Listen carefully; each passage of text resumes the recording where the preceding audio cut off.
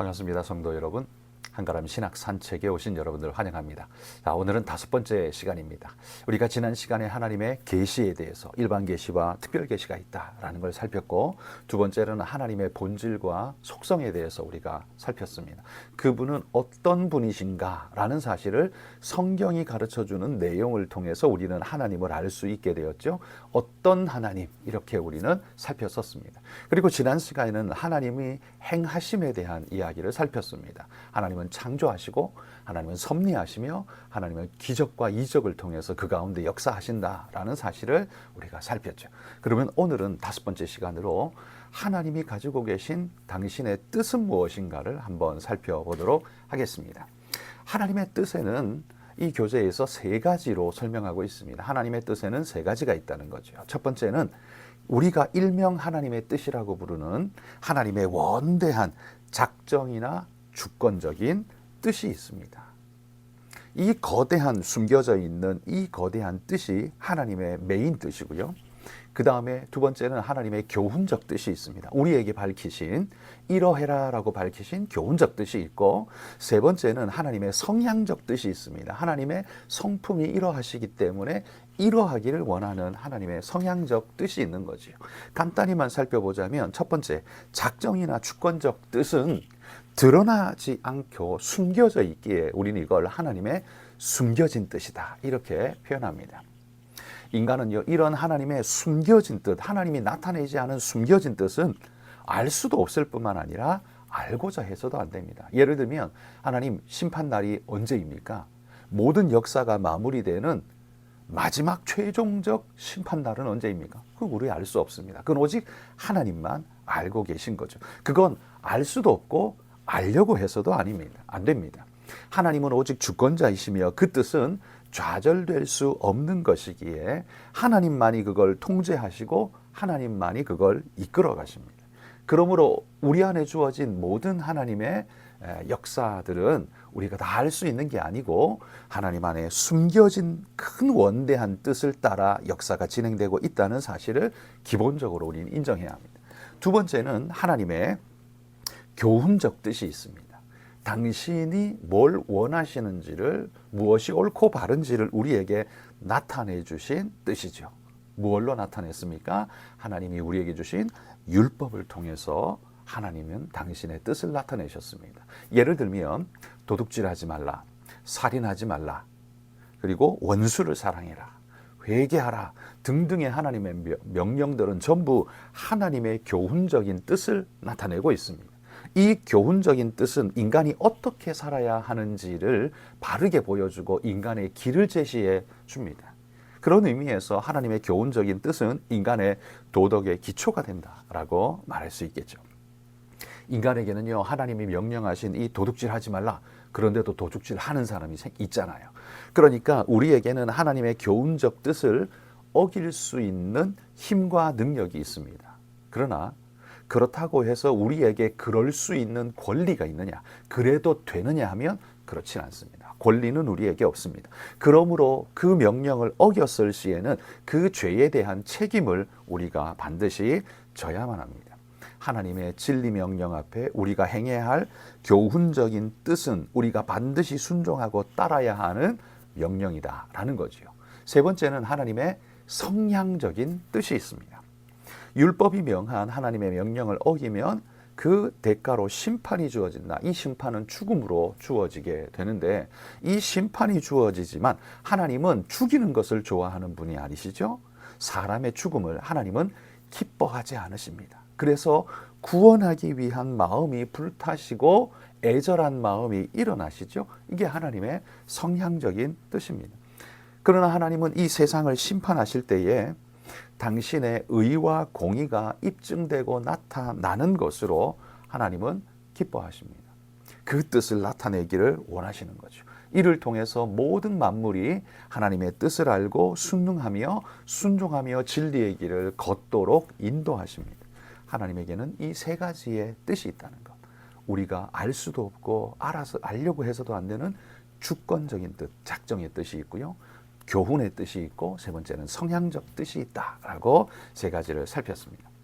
자, 그러면 두 번째로 우리가 살펴보고 싶은 것은요, 언약이라는, 성경에 계속적으로 나오는 언약이라는 것입니다.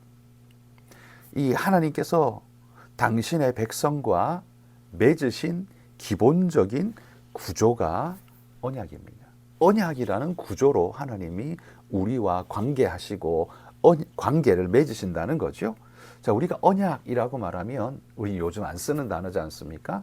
우리가 쓰는 단어로 말하자면 계약이라고 말할 수 있을 겁니다. 그러나 계약과 언약은 사실 엄밀한 차이가 있습니다. 계약은 동등한 쌍방 간에 이루어지는 그런 것이 계약이죠. 물론 계약도 언약도 구속력이 있다는 측면에서 공통점이 있습니다만, 계약은 평등한 위치에 쌍방이 체결하는 것으로서 서로가 이 계약서에 서명하지 않으면 계약이 체결되지 않아요. 그럴 수 있는 가능성과 기회가 그에게 자유가 주어져 있습니다. 이게 평등한 입장에서의 서로 맺는 것을 우린 계약이라고 주로 이야기한다면, 성경이 쓰고 있는 언약이라는 단어는 평등한 관계가 아니라 고대 사회에 보면 지배자와 피지배자 사이에 맺는 계약, 그게 언약이라는 단어로 쓰입니다. 보통 고대 사회에 보면 정복군주가 정복당한 식민지죠. 피지배 백성들과 언약을 맺으며 이제는 너희는 나의 백성이다. 나는 너희를 지키고 보호할 것이며, 다른 타국이 공격해 올 때 내가 반드시 너희를 지켜줄 것이며, 내가 너희를 먹이고 입힐 것이다. 그러나 너희는 나를 주군으로 섬기며 내 명령에 순종하라. 이런 언약 관계가 형성되죠. 여기에는 쌍방 간의 협상 같은 것은 없습니다. 그러나 그것이 그 언약을 토대로 해서 그 지배자와 피지배자 사이에 관계가 만들어지고 생명이 유지되는 관계가 형성되어지게 되는 것이죠. 고대에 이 이루어진 언약 관계의 문이 고대 발굴을 통해서 발굴되는데, 고대 히타이트 족속들이 사용했던 그 언약 비문들이 발견되는데요.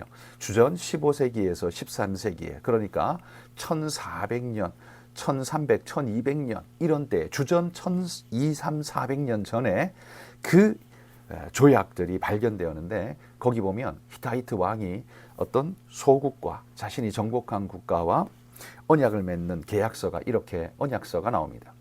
거기에 보면 이렇게 쓰여 있어요. 이는 태양신 히타이트 왕의 말이니라. 너희는 나에게 충성하라. 나도 너희에게 충성하겠노라. 라는 말로 시작해서 언약서가 기록되어져 있습니다. 여기 보면 제일 먼저 선포하는 게 뭐냐면 내가 누구냐라는 걸 선포하죠.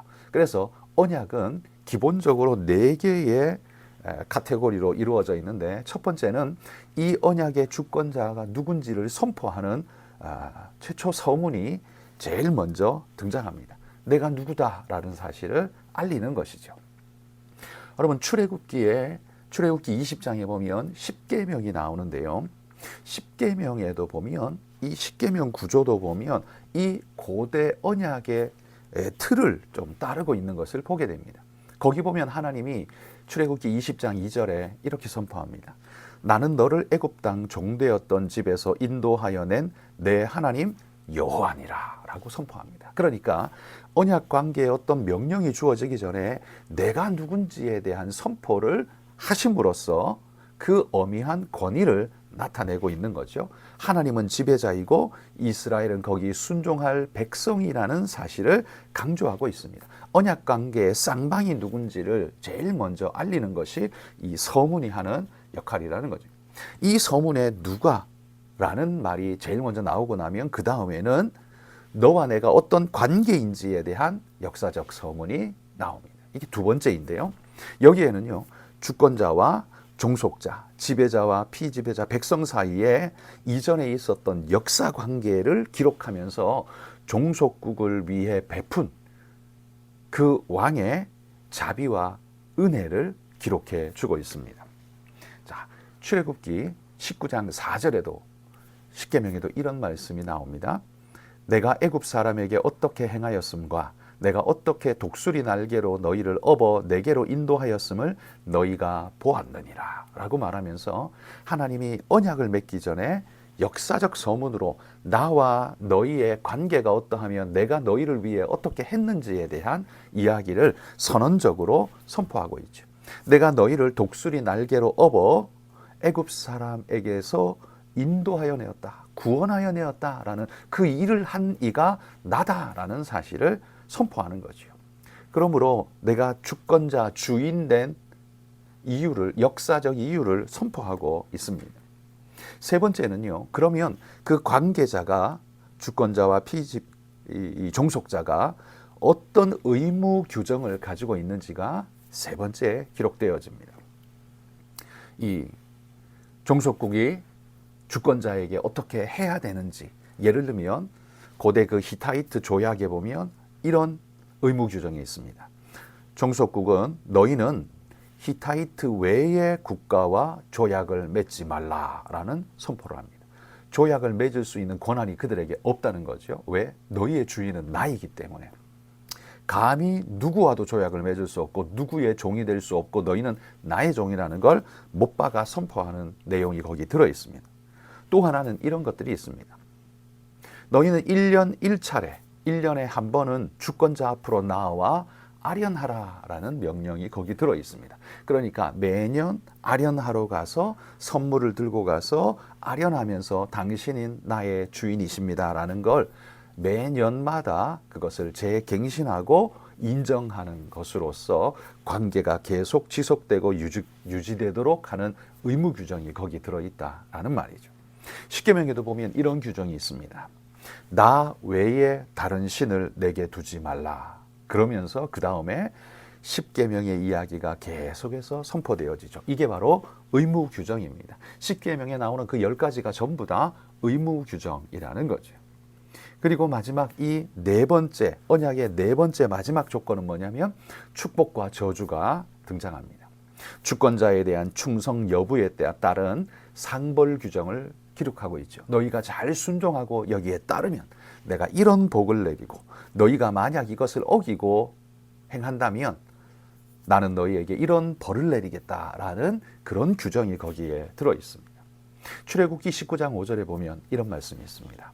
세계가 다 내게 속하였나니 너희가 내 말을 잘 듣고 내 언약을 지키면 너희는 민족 중에서 내 소유가 되겠고 라고 하나님의 상해 규정이 나오죠. 그 다음에 또 벌의 규정도 나옵니다. 그래서 이 언약 안에는 이 선포를 하는 이가 누구신지에 대한 서문과 그분과 너희의 관계가 어떤지를 선포하고 그 다음에 이 모든 일들을 할 때 너희에게 어떤 상이 주어지고 어기면 어떤 벌이 주어지는지, 그리고 마지막으로는 축복과 저주에 대한 이야기가 나오고 있습니다. 그러니까 뭘 해야 되는지 세 번째, 네 번째는 잘하면 어떤 복이, 어겼을 경우에 어떤 벌이 네 번째로 이렇게 나온다라는 거죠. 이렇게 언약의 구조가 네 가지로 짜여져 있습니다. 자, 구약 시대에는요, 이 모든 언약이 하나님과 인생 사이에 맺는 언약이 오직 피로써 인준되었습니다. 창세기 15장 17절에 보면 하나님이 아브라함과 언약을 맺으시면서 환상 가운데 거의 아브라함에겐 이게 아마 비몽사몽이었을 겁니다. 이게 현실인지 아마 이게 환상인지 알지 못하는 그런 오묘한 형태로 하나님께서 그에게 임재하셔서 그에게 말씀하시고 나타내시는데 15장 17절에 보면, 창세기 15장 17절에 보면 이렇게 말합니다. 해가 져서 어두울 때에 연기 나는 화로가 보이며 타는 횃불이 쪼갠 고기 사이로 지나더라 라고 말합니다. 창세기 15장 앞부분이 하나님께서 아브라함과 맺는 언약의 명령이 나오거든요. 그 명령을 다 말씀하신 이후에 마지막으로 17절에 타는 횃불이 쪼갠 고기 사이로 지나갔다라고 말합니다. 이게 무슨 뭔가 이게 우리 대한민국 사람에게는 전혀 이해가 안 되는 내용입니다. 그러나 이 고대인들에게는요, 언약을 맺을 때 지배국과 피지배국이 언약을 맺으며 이제는 주인으로, 주종관계, 주인으로 섬기게 될 때, 언약을 맺을 때 재물 짐승을 잡아서 그것을 반으로 쪼갠 다음에 버려놓고 양방이, 쌍방에 언약을 맺는 쌍방이 대표가 그 쪼개진 언약 그 짐승 제물 사이로 지나감으로써 언약이 체결되어졌다는 겁니다. 지금 우리는 도장을 찍는 것으로 체결하지 않습니까? 사인하고 도장. 그런데 고대에는요, 제물을 쪼개어 놓고 그 사이를 지나감으로써 언약이 체결되었습니다. 이 언약의 의미가 뭐냐면 이 언약을 깨트리게 되면 이 쪼개진 짐승처럼 죽게 될 것을 내가 서약합니다. 어떤 형벌도 달게 받겠습니다라는 그런 맹약이 언약 속에 들어있는 겁니다. 그러니까 짐승이 쪼개어질 때 피가 쏟아지죠. 그 피로써 언약을 맺게 되는 겁니다. 구약에도 모든 언약이 피로 맺어지죠. 제물 제사에도 꼭 피로써 속죄가 이루어지도록 하나님이 그렇게 하셨습니다. 그리고 구약뿐만 아니라요, 신약 시대에 와서도 하나님이 이 피로써 언약을 맺는데 이제는 짐승의 피로 맺는 게 아니라 십자가 피로써 우리에게 영원한 언약을 이제 다시 맺어주셨습니다. 하늘과 하나님과 인간 사이에 그 양방, 언약의 쌍방 사이에 짐승을 쪼개어 버려놓았다라고 하잖아요. 그러면 신약에 하나님이 영원한 제물로서 자기 자신을 드렸습니다. 십자가에서 피 흘리심은 당신의 몸을 쪼개어 하나님과 인생이 다시 언약을 맺고 그 사이로 지나가며 예수님 안에 그 쪼개어진 십자가 피 안에서 언약을 맺는 것으로 영원한 하나님의 언약을 맺어주셨다라는 거죠. 이게 신약의 영원한 언약입니다. 그분의 흘리신 피는 영원한 언약의 피가 되게 하셨고 그분의 피가 영원하심으로 우리의 모든 언약을 영원히 유효케 하시는 거예요. 예수님이 이렇게 친히 말씀하셨습니다. 마태복음 26장 28절. 이것은 죄사함을 얻게 하려고 많은 사람을 위하여 흘리는 바 나의 피 곧 언약의 피니라. 예수님은 십자가 달리시기 전에 당신이 왜 달리셔야 하는지 아셨습니다. 자기 죄로 죽는 것이 아니라 하늘과 하나님과 인간 사이에 영원한 구속의 언약을, 이 언약을 당신의 피로 확증하기 위해서 당신이 죽을 것이라는 것을 명확히 알고 십자가를 지셨다라는 말이죠. 주님의 피가 언약의 피가 되게 하셨다라는 말이에요. 그러므로 여러분, 하나님과 우리의 언약은요, 영원히 우리가 하나님을 나의 아버지로 섬기겠습니다 라고 그리스도의 십자가 피 안에서 언약을 맺은 겁니다. 만약에 그 언약을 깨면 어떻게 해요? 오직 피로써, 죽음으로써만 우리는 그걸 갚을 수밖에 없는데, 그래서 모든 죄의 삭은 사망이 될 수밖에 없는 겁니다. 그 은혜 안에 있지 않으면 자기의 죽음으로만 그걸 갚을 수밖에 없는 것이 되는 거죠. 죄에 대한 나의 갚음, 죽음밖에 없습니다. 그러나 그것을 우리 주님이 대신 갚아주심으로 영원한 언약 속에 내가 살 수 있게 만드셨다는 것, 이 얼마나 놀라운 언약입니까? 그런데 이 언약 중에서도요, 성경에 하나님과 인간이 맺은 본래적인 최초의 언약은 행위 언약입니다. 창세기 2장 16절 17절에 보면 하나님이 인간을 지으시고 에덴 동산에 두신 후에 이렇게 말씀하셨습니다. 여호와 하나님이 그 사람에게 명하여 이르시되 동산 각종 나무의 열매는 네가 임의로 먹되 선악을 알게 하는 나무의 열매는 먹지 말라. 네가 먹는 날에는 반드시 죽으리라. 여기 하나님이 언약을 맺으시되 명령합니다. 선포합니다. 동산 각종 나무의 열매는 네가 임의로 먹어도 좋지만 그러나 선악을 알게 하는 나무는 먹지 말라. 먹는 날에는 반드시 죽으리라 라고 하나님이 행위 언약을 선포합니다. 그들이 해야 할 의무 규정을 선포하시고 그 다음에 상벌 규정을 그에게 지금 선포하고 있는 것이 바로 이 구절이죠. 이 언약 안에서 하나님은 이 규례 속에 우리가 인간은, 창조된 인간은 순종해야 한다는 걸 요구하고 있습니다. 왜? 하나님은 우리의 통치자이시기 때문이죠. 하나님은 그의 율법을 순종하는 자에게 뭘 약속하셨습니까? 영생을 약속하셨습니다. 여기 영생 안 나오는데요? 그렇죠? 근데 여러분, 하나님이 에덴 동산에 선악과만 지으신 게 아니라 창세기 2장 9절에 보면 생명나무도 거기 있었다고 성경이 말합니다. 그러니까 생명나무의 열매도 인간에게는 허락되어진, 선악과 외에는 다 허락되어졌으니까 이 생명나무도 허락되어진, 그러므로 영원한 은혜의 언약, 영생의 언약이, 축복이 우리에게 축복으로 주어졌어요. 그러나 어떻게 해요? 불순종, 선악과 이거 먹지 마, 이것만 안 돼, 이것만은 안 돼. 그런데 인생이 그 언약을 어기고 그것을 먹었을 때는 어떻게 해요?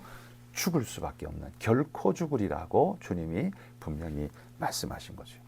아담으로부터 현재 이르기까지 모든 인류는 시작점에서 하나님과 언약을 맺었습니다. 이 언약에서부터 모든 인간은 자유로울 수가 없습니다. 모든 인류는 하나님과 언약 관계 속에 시작했습니다. 행위 언약으로 인해서 우리는 잘 순종하면 구원이요, 아니면 죽음인데, 우리의 조상 아담을 시작으로 우리도 경험적으로 우리를 돌아보면 죄 가운데 허덕이고 있는 우리를 발견하죠. 결국 하나님 명령을 어김으로써 우리에게는 이 행위 언약으로는 언약 속에 있어서 죽을 수밖에 없는 상태, 처음부터 맺혀진 이 언약을 우리가 어김으로써 죽음의 상태로 떨어졌죠.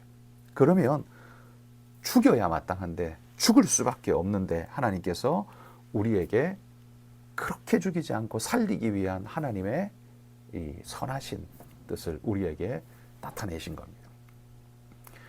그래서 하나님은 새로운 은혜 언약을 통해서 우리로 하여금 그 언약 안에 구원의 기회를 우리에게 주신 것이죠. 그 은혜 언약은요, 구원을 가능하게 하고 실제적으로 만들어 주셨습니다. 우리는 그 행위 언약을 완성하지 못하지만 예수님께서 그 모든 것을 성취하심으로 그분의 십자가 대속의 피가 우리를 대속하여서 그분의 의가 우리에게로, 우리의 죄가 그분에게로, 이중전가라고 부르는데요. 이렇게 교환이 이루어짐으로써 우리가 그분 때문에 의를 덧입어 마치 모든 행위 언약을 완성한 것처럼 우리는 그 은혜에 거하게 되었다는 겁니다. 누구 때문에요?